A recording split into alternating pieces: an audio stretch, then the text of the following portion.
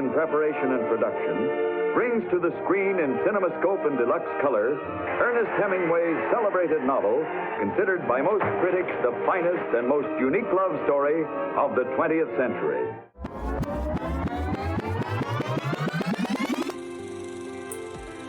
Welcome back to the NBA podcast, where we explore the side streets and rabbit holes around movies, books, and albums. In this episode, we discuss Ernest Hemingway's 1929, A Farewell to Arms. Please excuse the random digital noise in the last few minutes. Enjoy the podcast. My lady. So, Dave, your book was nothing what I expected. Yeah. It wasn't what I expected at all. No, not at all. I mean, I was quite blown away. In a good way or a bad way? What were you expecting? Well, I wasn't expecting it to be set in the year 3000, where dinosaurs have come back. But this time with lasers. Okay, so we've done that again, have we? Huh? No, maybe it's the Temu book I got.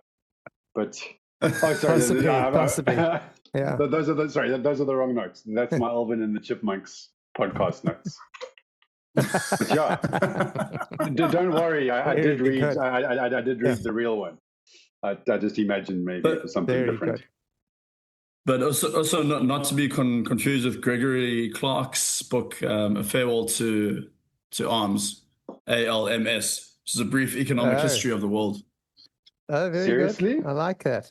Yeah. Okay. Yeah, arms for the poor. That's it. Oh, I didn't even see that one. I hope nobody read that, because I would imagine it would be not probably drier than this one. Yeah. Did you find it dry? What did you think? I found it awesome for the first half, and then I found the end. I don't know. I'm not sure. I really loved the way he wrote it. Yeah. Okay.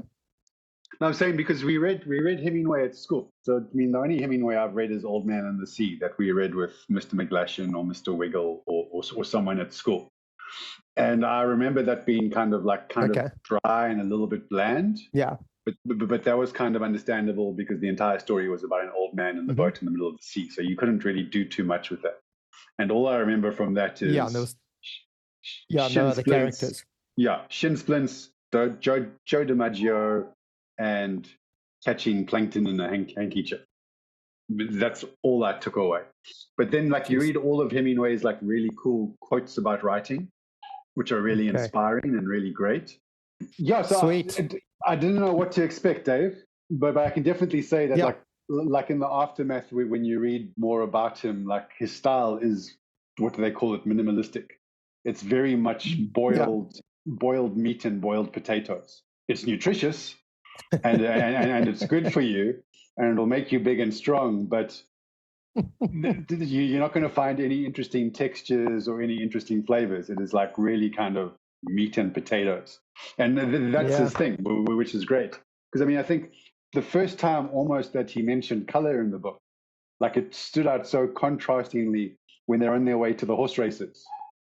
And it's you're like, why is this drive to the horse races exciting? It's because he's actually describing colors. Everything else has just been mud and gray and olive green. Yeah. And at least psychologically and kind of with my flavor. But that's not necessarily a bad thing. That's just his style. And then when you get used to it, it kind of flows. Yeah. What do you think, Dev? Yes, I mean, I love the book. The ending was obviously, very, very hectic and very tragic. But I read For Whom the Bell Tolls previously. So his style of writing. I've read quite a bit of Cormac McCarthy, who was heavily inspired by Hemingway. Did the Border trilogy. It's brilliant if you guys haven't read it. But very, like you say, minimalistic, factual, short, punchy sentences. Doesn't talk about any feelings or emotions. That's all on the reader. He'll explain. He's in the trenches. A mortar bomb comes, it explodes. There's blood. That's and it kind of puts the onus on the reader to to kind of feel the emotions, in which case it could be different for every single person reading that. He's not saying this is how, how you should feel. This is what emotions you should be going through. This is how this situation should make you feel. That's all put on you, which I find quite interesting. Mm-hmm. A lot of books these days, like they talk a lot about like the emotion that the character's feeling or what they're going through, and that's all kind of like painted in a pretty picture for you. Whereas this is very much just like stating facts that this is what's happened, this is how it's happened. What does that make you feel? What does that make you? What does it evoke in you? Which I think is pretty cool. I think that they call it the iceberg method or whatever it was. Yeah. Okay. Where he just shows you the tip of the iceberg. Does that mean everything's below this, and then you've got to do the rest? Okay. Yeah. I enjoyed the style. As I said, it's quite cool. It lets everybody think their own thing. I said I loved the first sort of half, 3/4 because I was just enjoying the style and how it was. Basically, it's anybody can write. It's that he's just broken all the shackles and just gone, I'm going to put this on paper how I want to, and I'm just going to tell a story. Like he's sitting around a fire just talking, not quite stream of consciousness, but just talking and writing. I think that's so lekker. It's just he's disregarded all and it must have been huge. I mean, nowadays we put up with so much poor journalism and online media. Everybody can, we read it on a daily basis. Everybody puts their own content up, and most of it's grammatically incorrect and punctuation's all over the show. But in 1929, I'm certain it was the bar was a higher, lot more stringent. We no longer have a bar. So but I think it must have been a shock to the system then. Yeah, but I wonder if it's also stylistically part of the time, because I've been boyhood dream I'm trying to complete is to collect all the Tintin comics, and so I've read a lot of Tintin over the last couple of years. And like when you read Tintin's dialogue, the dialogue is also very staccato. It's like very to Devon's point. There's nothing more than just the bare fact, and it's very action orientated. Like, come, Snowy, let's look over here. Yeah. Gosh, Snowy, they've done this. And if you look at like his dialogue is very staccato. There's no kind of gentleness or nuancing or flowery language. It's da da da da da da da da da da da. Even when he's with Catherine, in kind of the intimate scenes, it's very and that's cool. That's stylistic, but it did remind me of Tintin vibes a little bit. And maybe that's a mid-20s kind of, or maybe it was something that was resonating somewhere in the creative ether with that kind of vibe. Cool. I wonder if Hemingway's ever been compared to, who was Tintin's creator? Hergé or... Hergé. Hergé's Adventures of Tintin. Herge. I can't pronounce it. But I think it was Hergé because I remember it from the cartoon. Yes, he was Belgian. Hergé. Yeah, something like that. But then also carry on. You were saying something. But also like back to his kind of meat and potatoes and dictator style.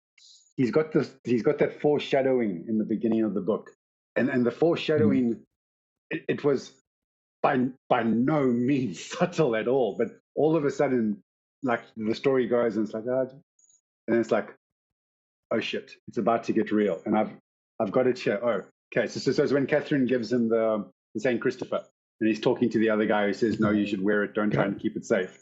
And then he just drops the sentence. So it's like you're 38 pages in, and it's an adventure. We're having a romp in Italy in World War I.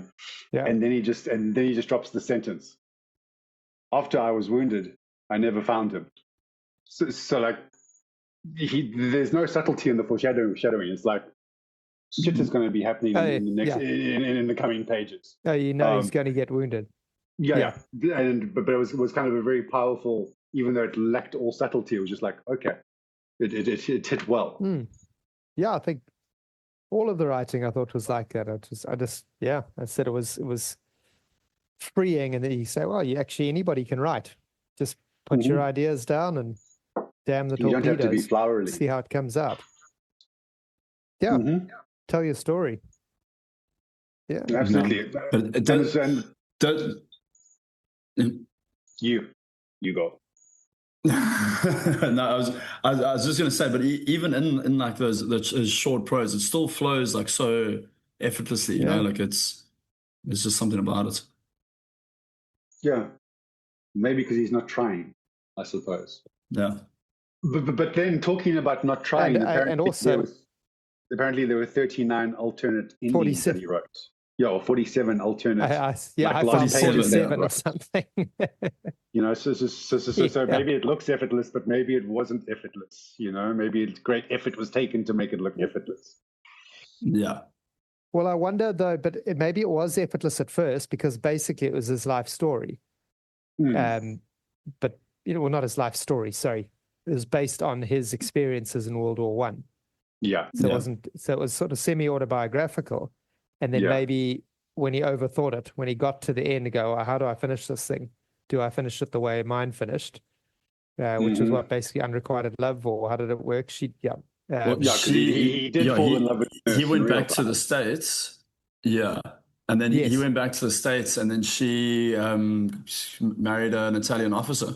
There we go. Yeah. Okay. So they were supposed to get back together afterwards. Yeah.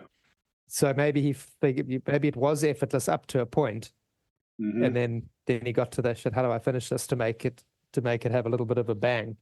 And that's where the 47 different ones came in. Because I did feel it was sort of, I don't know, not dragging. That's a horrible thing to say about one of the world's greatest novels. But the last quarter, I'm like, come on. Yeah, we know the slushy snow on the way up the mountain. Just get on with it. Tell us who dies. Yeah. But I think as well, when he was writing that, I read somewhere when he was writing those labor scenes, his wife at that time, his then wife, Pauline Pfeiffer, was undergoing or was booked in for a cesarean section when he was writing that childbirth scene. So, so like other side of the coin here is like that part of the book was like, it was like very, very relatable. It was like the World War I romp has happened in the first 3 quarters. Now it's like, okay, now we've got away and we're in Switzerland, and now it's like first baby's coming. And it's like, oh, okay. Yeah. So it was like that became kind of very real. Story rise, like how he didn't, as the father, especially a man in the 20s, where's your line? What do you do? What don't you do? So maybe it's a reflection as well of where he was at the time of writing it. And he had what's the first 3 quarters of the book based on his Italian experience, and then that part of the book based on what's happening now. Yeah, cool. Yeah, very true. Yeah, and maybe if it is a love letter for that real nurse he fell in love with, like an unrequited love letter to, what was her name, Agnes Stanfield. Maybe he also didn't know how does he end the story. He's done the story, but how does he end it? He kills her. That's what you do with unrequited love. Kills her and kills the child. In the novel. Well, what he did do is he killed her Italian fiance in the story before they met each other. So remember, Catherine was recovering from an Italian fiance who had just died. I think it was Italian, died in the war. Yes. So he kind of started off with like, there's your new boyfriend. He's gone on page 20. Onwards. But then you have to that actually makes a lot of sense. Yeah. So let's see how this works out for you. It's like saying, Churchill. Yeah, Churchill saying, history will be kind to me because I intend to write it. Oh, wow. I hope that was an empty beer. That was an empty beer. Empty beer. So maybe he was taking the Churchill side of it. Yeah. It's like, well, I'm writing the story, so you will die. Very, very hardcore. There was a little bits of humor, though, despite the dryness. Not huge amounts. No, there were. I can't think of any offhand, but I do remember having like. Well, when you say offhand, because I put this to both of you when we started reading the book. I said, "Has anybody found the links yet to a previous episode?" I found. Did anybody find the link to the priest?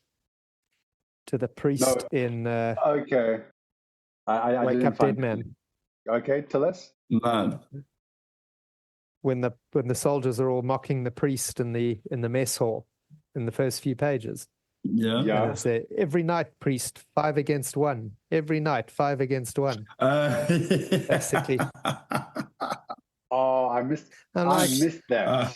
How are we talking? How are we talking about a masturbating priest within the first 10 pages? That was basically most of the last movie. That is brilliant. Yeah, that's great. Well done. I'm going back there now. He spread his hand again in the candlelight. Yeah. Can't believe I missed that. You should have told me. I would have enjoyed it. No. I did also like the other one was what was the it was about the hotel manager when he greets him and he says, "Did you get the tobacco I sent?" He says, yes. "Did you get the card?" He says, yes. And obviously then he says, well, I never sent him any tobacco. It was just there, he would like to have sent him some tobacco. But it was just the thing. And then later on, the wife, Catherine, says to him, "Why is the manager in our bathroom when they're having to flee the hotel?" And he says, "Oh, no, he's just a good friend. I almost sent him some tobacco once." It's just not hilarious, but I just like the way he put it. Yeah. I almost sent him some I had all the intentions once to show my gratitude, but I thought about it and I felt good about thinking about it.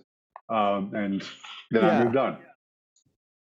Very, very cool. And I think I'm going to use that a lot in life going forward. It's like, "Oh, who's that guy?" I mean, when you were chatting with your wife, "Who's that guy?" "No, I almost bought him a car once."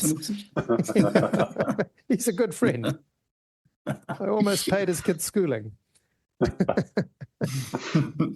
Almost showed gratitude. Yeah. It was also when they first start the retreat, and I can't remember which of the Italian drivers it was.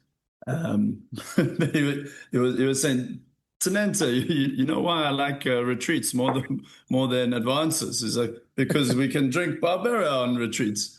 That's that Italian red wine. They're busy driving away in retreats, swinging back some red wine. He also says later on, he said, "They're cut off by the Germans." He says, what about a drink? If we're cut off by the Germans, we might as well have a drink." It's like, yep, fair enough. And go. There was no shortage of drinking. And it also, that scene reminded me of Mr. Lyle's history classes as well. We kind of always referred to how the Italian army pioneered reverse lights in military vehicles. Was like up until the Italians had military vehicles, they didn't have lights in the back. But when the Italians got military vehicles, they were reverse lights, so they could come back. Yeah. No, I think even in World War II, one of my grandfather's jokes was about the Italian tanks having 1 forward gear and 5 reverse gears. Lovely. So that even in World War II, they didn't hold them in a high esteem. But I enjoyed that weapon buying scene. It was a hell of a retreat. Yeah. Sorry, just the weapon buying scene. The weapon buying scene when he's with Catherine and he's leaving town and he's going back out. Just before the retreat happens, and he's looking for a pistol because he needs a pistol because he's an officer. And the woman says, "Don't you need a sword as well? I've got some very good swords at a good price." And I mean, what an incredible era to live in, where you are about to board a train to go to a war, and you can pop in a weapon shop. It's like Grand Theft Auto. Like you're popping in a shop in the middle of town. It's like, "I want to buy a pistol. Let me try them out. Very good. Would sir like a sword?" That's a great sword. Yeah. To the front. Yeah. Oh, no sword. People who bought this pistol also bought. Also bought the sword, the bagpipes, and the 2-handed claymore. Yes, or Mr. Churchill, Mad Jack Churchill. I was just about to say, weren't you telling us about that guy? Yeah. Going to battle with the sword. It's incredible. What does he say? An officer's not dressed unless he carries a sword. Yeah, which is just beautiful. But you can also carry a gun, Jack. But he just went in with a broadsword. Bagpipes and a longbow. The the last recorded death by longbow in battle. Yeah. Quite something to have. Sorry, and Dave, you were talking about the retreat before I cut you off. Yeah, it's Italy's greatest ever loss. The battle he describes. Okay. Is it, Battle of Caporetto. Battle of Caporetto. Yeah, total collapse of the Italian army. I read somewhere it's about 600,000 people involved, but then other figures say 300,000 captured or deserted. Oh, wow. I saw another figure that said 600,000. Okay. Which is quite a lot of people to surrender. No, yeah, it's a small country. Yeah, but I mean, it's a small country. Either overwhelming forces against you or a bit of a lack of backbone when there's 600,000 of you. Yeah. You could probably take on most things. I am Spartacus. You could do something, I imagine. Yeah. But Hemingway he wasn't at that retreat, was he? He was at other places, but he got injured properly. He talks about that, yeah. Okay. Was he at the retreat? Okay. I believe so. I think he changed the names of on the book that I've got, the volume that I've got mentions that the place names were changed. Okay. But I don't know if all of them were changed. So seemingly they are talking about that retreat. Okay. No, they if you don't remember the Caporetto from the book. No, I remember Caporetto from the book. Oh, then it's the same. No. Yeah, Caporetto is in the book. I was just looking at where he was. You know that the book was not allowed to be published in Italy up until 1948 because it painted such a bad image of the Italian forces. Mussolini. Yeah. Interestingly, Hemingway also interviewed Mussolini when he first seized power in 1923. And apparently gave a scathing review in the, I think he was still with the Toronto Times, whatever it was. Yeah. Okay. And gave a scathing review of Mussolini, and apparently, Mussolini was not impressed. So by no means was he going to allow his book to be published in their country with such a negative connotation of the Italian armed forces. It's quite interesting. He wasn't really a laugh a minute of Mussolini, was he, Il Duce? No. Yeah, not known for his humor. But the links are so incredible because you've also got old Antoine de Saint-Exupéry, who Charles de Gaulle deeply, deeply disliked, and his works were also banned there. And also he was World War II, not World War I. But the overlaps with some of these authors in terms of their adventures in life and being exposed to those wars and plane crashes. Crashing planes. It kind of looks like a prerequisite to being a good author. There was sadly no plane crash in this one. Yeah, but in his life he had plane crashes. But in his life, true, he did have plane crashes, of course. He had like multiple. Two in 48 hours. He had two. It was directly after the trip. Yeah. I did like there was a count of the second one. So I think because they were in Uganda, and he was taking his wife somewhere to go see some falls that are impossible to reach any other way. And the plane hit a telegraph wire, and the plane crashed. And I think they kind of got it all right, and story happened. And then they got in another plane, and it crashed, and then it caught fire. The pilot managed to shoot a hole in the window or break a window and drag his wife out, but Hemingway was too big to fit through the hole in the window. And the account says he used his head to open the door. He had a fractured skull. Yeah. I mean, that's wild. You have a whole body. He was a hard man. Yeah, a hard man. Definitely sounds like a definite character. So I was curious as to why you would volunteer in the Red Cross to go drive ambulances in World War I. Sure. Did you guys look at that? Yeah. So and what was his reason? Well, because I think he was too young to enlist, or his parents wouldn't sign the form because he was too young. So this was a way to I get read into he also because he failed his eye test. Yeah, poor eyesight as well. But when you look at, I think the number was there were 80,000 volunteer Red Cross ambulance drivers who went to the front in World War I, and with all due respect of the mission and the vision and everything else, you do get a sense of dulce et decorum est. And this is World War I, and everyone's really excited, and everyone's really wound up, and everyone really wants to be there. But there were a lot of what they called themselves the lost generation of American authors. So it wasn't just Hemingway. E. Cummings drove an ambulance in World War I in France. Gertrude Stein drove an ambulance in France in World War I. And if you go to Wikipedia and just look at notable people who drove ambulances in World War I, or in France or Italy, you have to scroll. Yeah. And so some of them are much better known than others. Some I don't know. Walt Disney drove an ambulance in France after changing his passport to make his birth date 1900 instead of 1901, so he could meet the 17-year-old age limit to join the Red Cross to go to France, because he was too young to join the army. So I mean, that by itself is wild. There's this really great quote that says that it's by one of the authors. I don't know what he wrote, but his name is Malcolm Cowley, and he says, one might almost say that the ambulance corps and the French military transport were college extension courses for a generation of writers,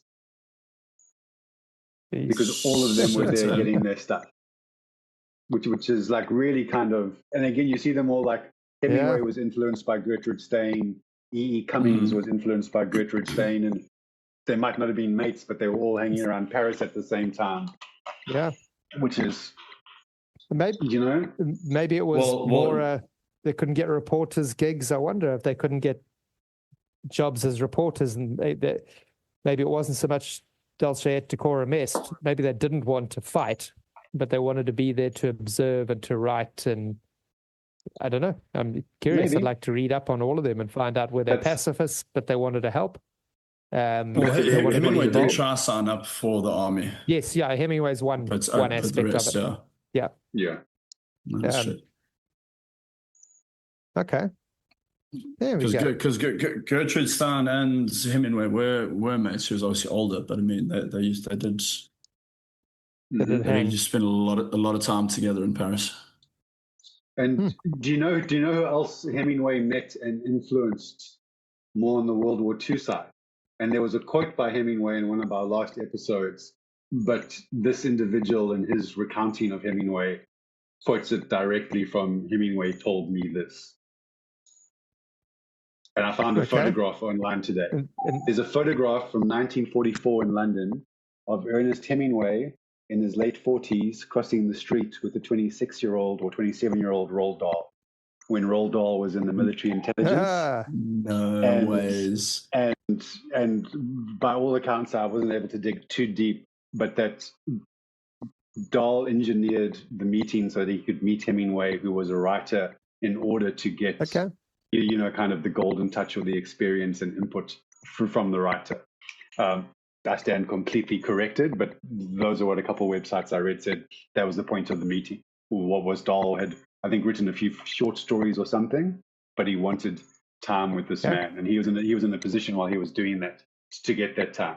And I think, I'm not sure which one of you, but you guys have said this before, was that Hemingway's trick was, and this is now a direct quote from Roald Dahl in these TV interviews of Roald Dahl saying this, is about Hemingway telling him, when you are going good, stop writing. That way it's easier to come back when you want to start again, because you're keen and you know what you want to do. And that's Roald Dahl saying this is it's the same with sex. Same with sex. Okay. I find if it's going good, stop. Roald Dahl would have stage managed that photograph as well, because he famously carried his camera with him everywhere. Okay. Because I can't imagine that picture exists just by luck. I don't know. I suppose Hemingway would have been photographed a lot. True. Sorry. Yeah. Yeah. Just maybe Roald Dahl said, let's cross the road and somebody else takes that. Yeah. I'll share the photograph with you because there's some comments saying people thought this photograph was fake because look how small Hemingway looks. And then they say, well Hemingway was 6 foot, granted. Roald Dahl was 6'6". It's like, oh, okay. Yeah. He's allowed to look like a little gnome next to Roald Dahl. Yeah, it's a very big man. And he also did a bit of, I wouldn't exactly call it espionage, but did a bit of stuff for the Secret Service apparently as well, Hemingway. Yeah, I read a book on that. He did a hell of a lot. Yeah, and the question is also which country's Secret Service, because there's also stuff about other countries. That's it, yeah. Apparently he was approached by the Soviet Union and he was... I will find you the book. Yeah, and the last line I read on that was either he just did it for a lark and a joke, or he was just an fictional spy because he never actually did anything, but he was kind of... Yeah, because apparently... we never know these guys. Yeah, because they said that they eventually terminated their contract, relationship, or asset, or whatever it is. Because they weren't getting much information from him. So maybe he was just pulling the piss with them. There we go. Oh, right, yes, that was one. Right to Sailor, Soldier, Spy. Yeah. I'm just trying to remember here. Say Soviet agent, including his role as a Soviet agent, secret life and espionage and intelligence, including his role as a Soviet agent, codenamed Argo. Yes. Fueled his art. Yeah, I have read it. I read it about Argo, fuck yourself. I was just about to say, Argo, fuck yourself. Key tactical intelligence for the liberation of Paris. Nazi submarines. So, yeah, an agent for the United States government, including hunting Nazi submarines with U.S. supplied munitions in the Caribbean. I do remember that part of it. Yes, took a boat out in the Caribbean. Fishing boats called the Pillar, P-I-L-A-R. I read that. That should be on the ground role in Europe. Right there. That's the Wilbur Smith novel. Yeah. So maybe him and Roald Dahl doing spy shit together. You know. That's what my first thought was when you said there was a photo. It looks like Hemingway was doing his things. So maybe they were saving the free world together. Yeah, possibly. Mm-hmm. Well, those ambulance drivers. He wasn't an ambulance driver. Sorry, Roald Dahl was a pilot. Roald Dahl, no, he wasn't. He was a pilot. Yeah. He was a real soldier. You race. Yeah. People coming after us. No, they're definitely all coming after us. Yeah, I think I will actually reread that. I read it about 8 years ago, but it'll be quite interesting to read it again now. Yeah, and like in his older age, as he was like deteriorating, like people say you got very paranoid and but if he was so involved in all this espionage stuff, maybe they were after him. It could be. Yeah, she's like he's a beast. How's that photo? Yeah, especially if he was a double agent. That's him guarding his house and where was he, in Cuba with his double barrel shotgun. There was also a biography written by a psychologist or neuroscientist who was tracking his head trauma throughout his life and kind of then tracking it towards the suicide, and said that it's very possible that after the different concussions he had, after opening the door of the plane with his head onwards, that he was suffering with that, that brain trauma that American football players get. That starts a cognitive degeneration, starts depression, starts anxiety. And she kind of tracked his life through that, which was interesting. But also, I'm not sure if it's a scintillating read to kind of read after the fact prognosis. But he was also friends with Scott Fitzgerald. Sorry. Yes, he was very good friends with Scott Fitzgerald. Yeah, and I think they fell out eventually, but they were good friends, and he's a friend of the podcast from Curious Case of Benjamin Button. He wrote that in Great Gatsby. Yes. Did you hear this? Did you hear the story when old Fitzgerald was worried about the size of his manhood after his wife made a comment? No. So there's a story that old Fitzgerald is down because his wife made some comment and he was worried about the size of his manhood. So he brought this up with Hemingway. So Hemingway says, okay, well, let's go to the bathroom. Let's go just see what we're dealing with here. So they retire to the men's room, and apparently the story goes, Fitzgerald presents his member, to which old Hemingway examines it and says, it's perfectly normal. It's perfectly fine. And he says, maybe what you should try do is when you go home, look at yourself naked and profile in the mirror, as opposed from a bird's eye view, because the bird's eye view distorts the proportions. And after you've looked at yourself in profile in the mirror, then go to the museum and look at one of the classical sculptures of David or any of those, and you should be feeling okay with yourself. God. Jeez. I must remember that one. Yeah. Those two literary giants in the bathroom. Stand with their pants down in the bathroom. Yeah. No, it's fine. That's why I keep a statue of David on the bedside table. There we go. Constant inspiration. Yeah. Laying down, so it's bird's eye view, not profile.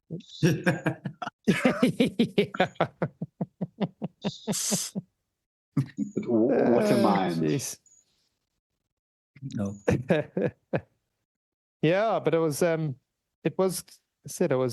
good to read him again. I have, what was the other one, Dev, you mentioned, For Whom the Bell Tolls. I read that, Old Man of the Sea, a few years ago. Yeah, I really want to read Old Man in the Sea. I also want to read Death in the Afternoon on the bullfighting. But the bullfighting, that sounds interesting. Yeah. Because that's where he coined the phrase. What was the phrase that we use that's coined from that?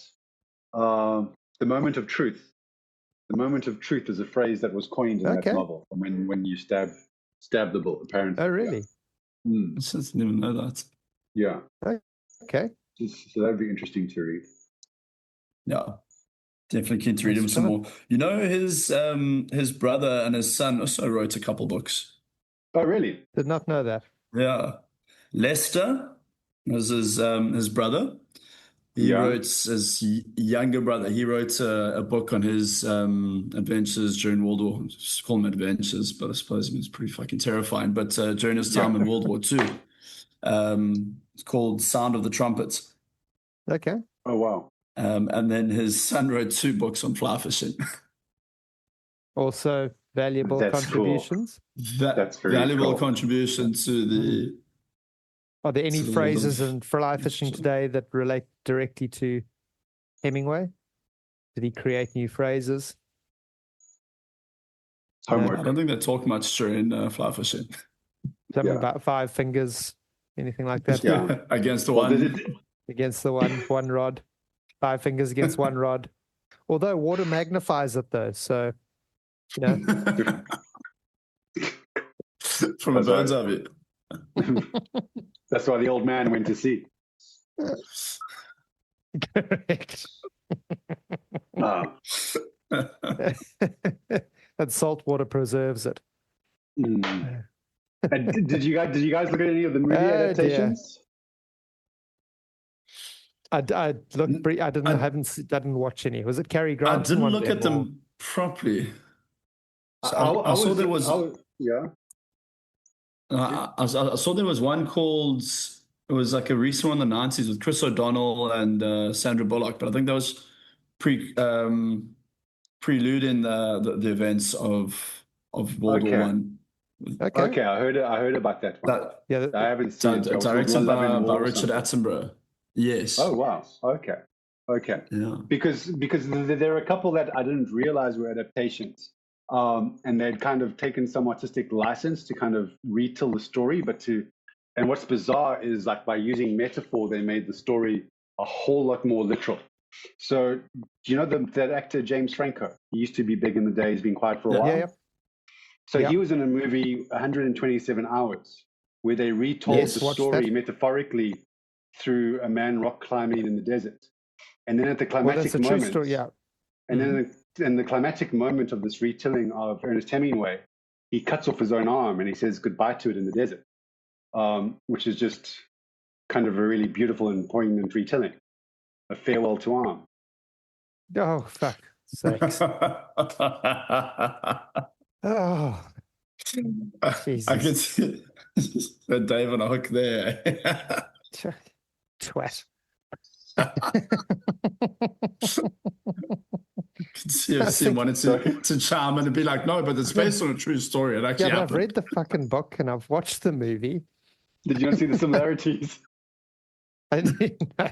Like, where does he mention it? Was a metaphor. Farewell to I wasn't thinking. I wasn't really listening.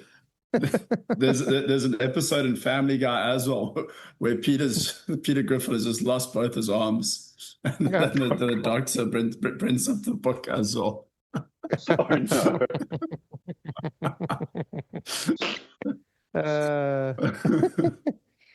But then the other one starred Rock Hudson in 1957. Okay. You guys remember who Rock Hudson was? Well, yeah, I know the name, but I can't attach it. No, he was just like a legend. Hollywood heartthrob, who all the girls went absolutely mad for. It turns out he played for the other team. Okay. So it was one of the big scandals of Hollywood in the 50s and 60s. Yeah, when they must have been back then. Good old Rock Hudson. Yeah, I enjoyed it.